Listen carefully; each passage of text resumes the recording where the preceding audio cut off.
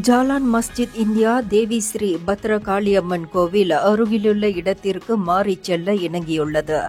Kuala Lumpur மாநகர் மன்றம் DBKL உடனான பேச்சுவார்த்தைகளுக்கு பின் அம்முடிவு எட்டப்பட்டதாக ஆலயத்தின் செயலாளர் கார்த்திக் குணசீலன் செய்தியாளர்களிடம் தெரிவித்துள்ளார்.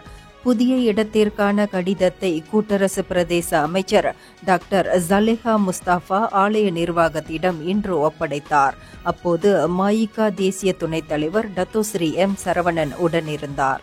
இந்த தீர்வு எட்டப்படுவதற்கு உறுதுணையாக இருந்த அமைச்சர்கள், மக்கள் பிரதிநிதிகள், மாநகர் மன்றம் மேலும் சம்பந்தப்பட்ட அனைத்து தரப்பினருக்கும் ஆலய நிர்வாகம் நன்றி தெரிவித்துக் கொண்டது.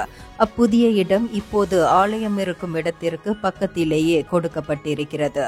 ஆலய இடமாற்றத்திற்கு பொருத்தமான இடமாக இருப்பதாக அவர் கூறினார்.